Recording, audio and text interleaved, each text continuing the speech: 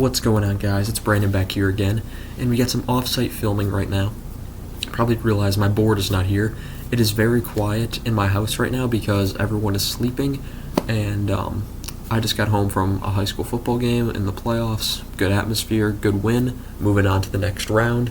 That's always fun, especially when your school is good at football.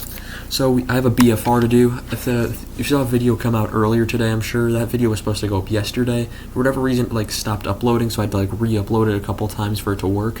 But it works now. Thank you to the commenter who said such nice words on that video. But we have a BFR to do. Game 7 versus the Edmonton Oilers at 7:30 p.m. on October 27th. That was quite honestly one of the worst games I've ever seen of all time. That was so bad, but so entertaining. It was something. If I wasn't taking notes, I'd probably been loving that game.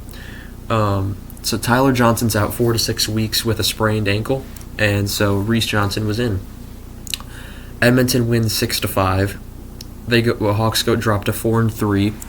The shots were 38-36 Edmonton. Hits were 29-14 Chicago. Faceoffs were 35-29 Chicago. If you see me squint or move my notebook up high enough, that is because that is how small I had to write because there was that much to write.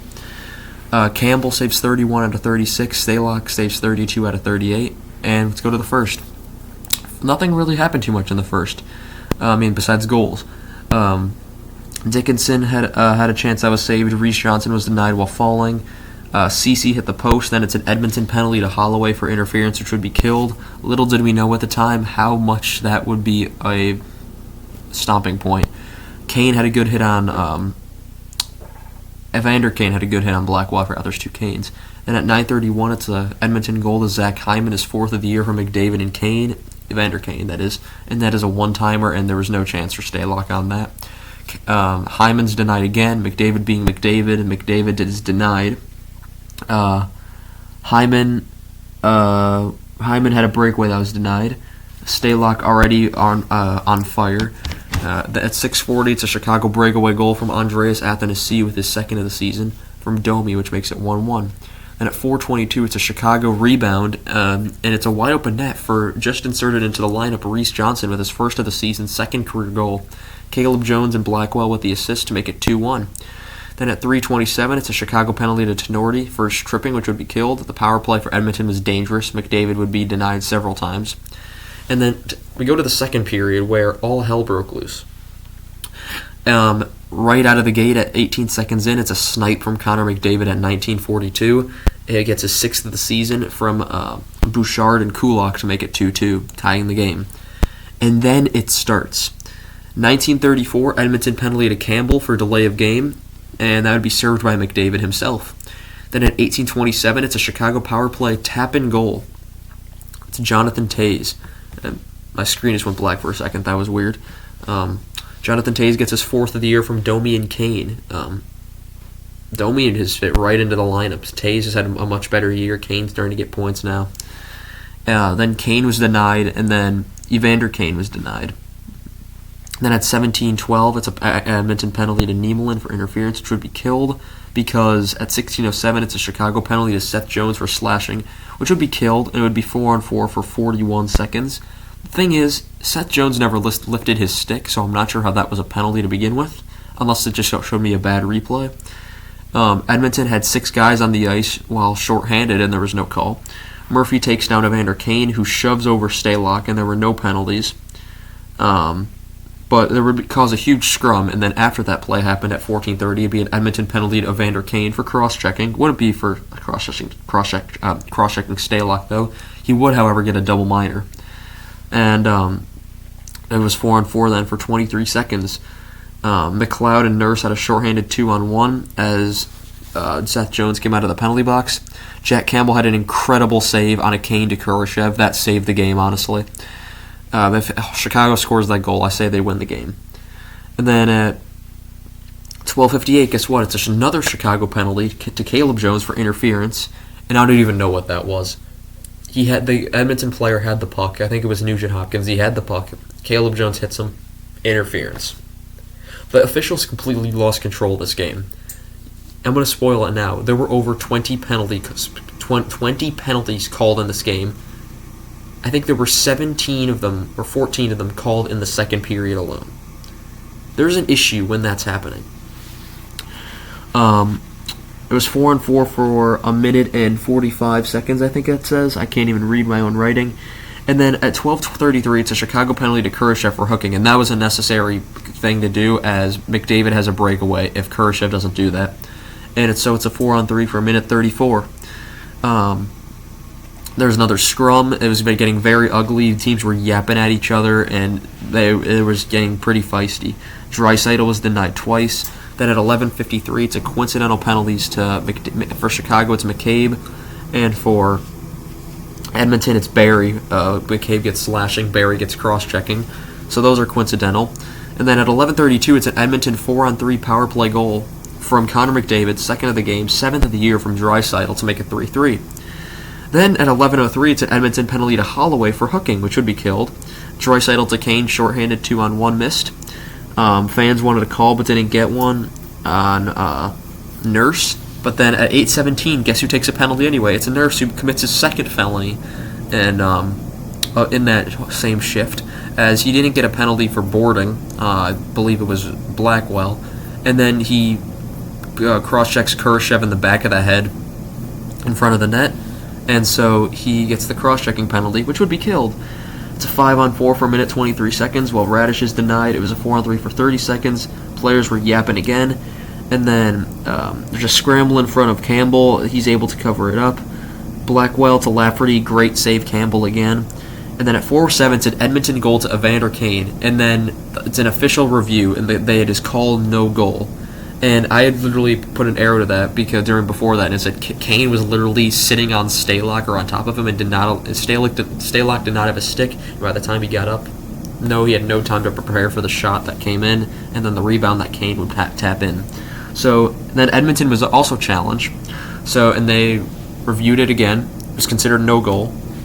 And so guess what? There's another penalty. It's a 4:07 Edmonton penalty for a failed challenge, which would be served by Puljujärvi, who's not off to a great start in Edmonton.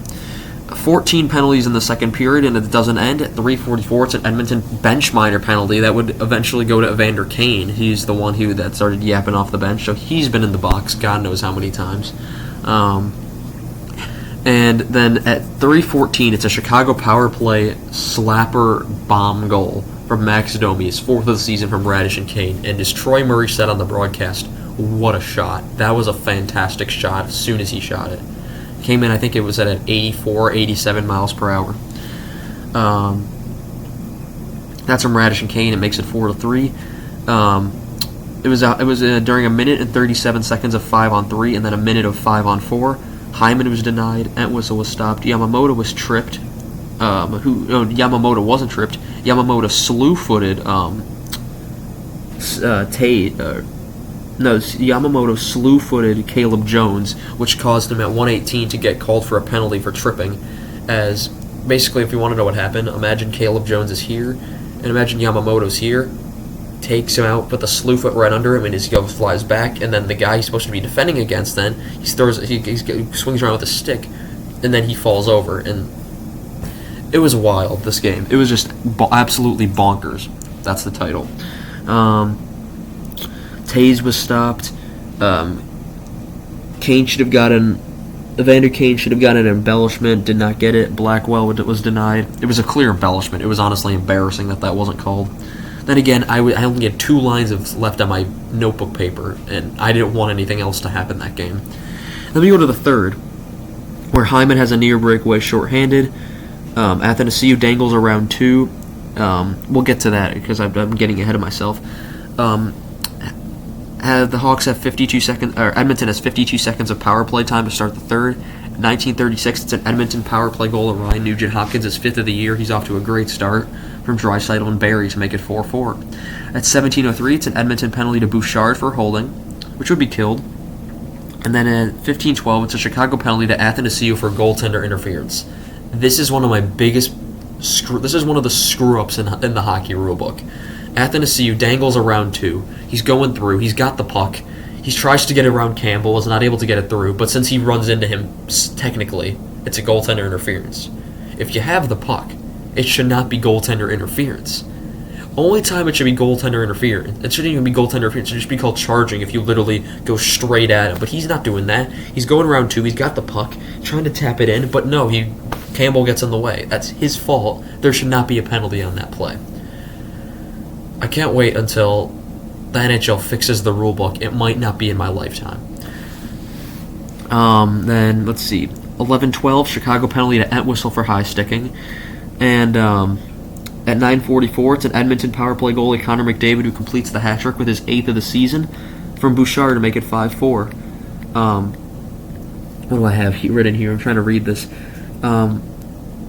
Draisaitl missed an open net. It was pretty back and forth now right before the McDavid goal. And then at 8:36, it's another Chicago penalty to Taves for slashing, which would be killed. Hyman has another breakaway saved. McCabe stops McDavid's 4th goal. Scrum, McCabe is denied then. And then after that McCabe is denied, there's a rebound that comes out. And at 3:11, to tie the game after Nugent Hopkins made it 5-4, Patrick Kane gets the tying goal on a slapper from about a little before the face-off circle. Slaps it right past Campbell. It's from McCabe and Caleb Jones to make it 5-5 with 3 minutes and 11 seconds to go. And that's when I ran out of space on the paper, so I had to start using this space up here. So that was very hard to read. So I'm going to have to just really squint for this. So we have the third, part 2, as I called it. Edmonton had 8 guys on the ice. I literally counted. I paused the TV. I said, wait a second, and I counted out each guy because you could see them all in frame. No call on the ice. Second time that happened. And horrible icing call on the Hawks, which would be responded by with a horrible offside call on Edmonton. Then at 37.6 seconds, I kind of threw my hands up because I was angry because Edmonton played their worst game of the season today.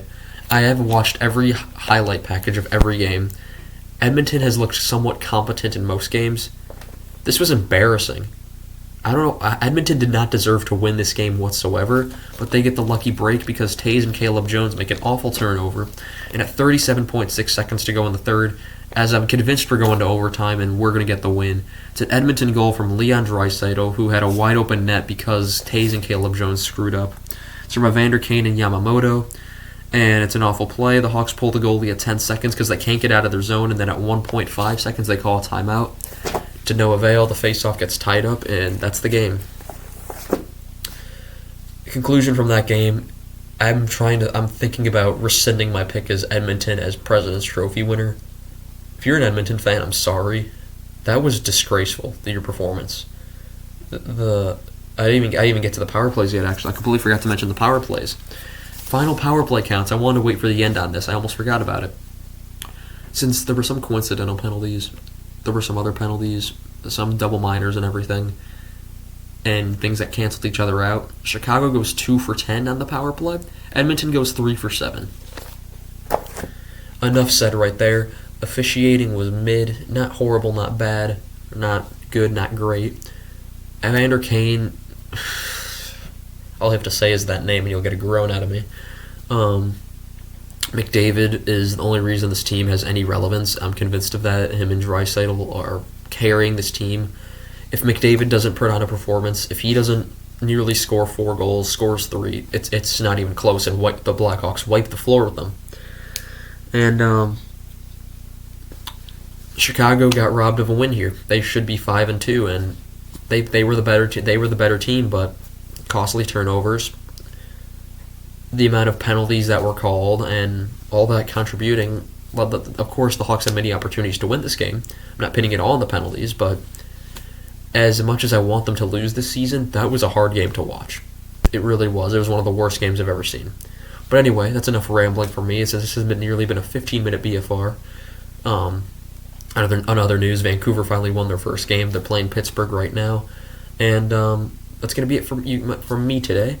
Thank you guys so much for watching. I'm pretty sure we have back-to-back games on the 29th and 30th. Monday's Halloween, so there should be 2 videos out by then. One should be out on Halloween. We have in Buffalo and then at home against Minnesota. I'm expecting a loss and an overtime loss, the way those games usually go, because we always lose to Buffalo. Like, whenever we're in Buffalo, we win. Whenever we're not in Buffalo, we lose. So I'm expecting a change of script as Buffalo's actually doing kind of well. So we'll see that as Patrick Kane goes to his hometown. Thank you guys so much for watching. Remember to like, comment, and subscribe, and I shall see you guys in the next one. I'm sorry to the viewer that said they want to see me wear a jersey. I didn't want to take it out of my closet this late as my doors are quite loud. But anyway, thanks for watching. See you guys next time. Goodbye.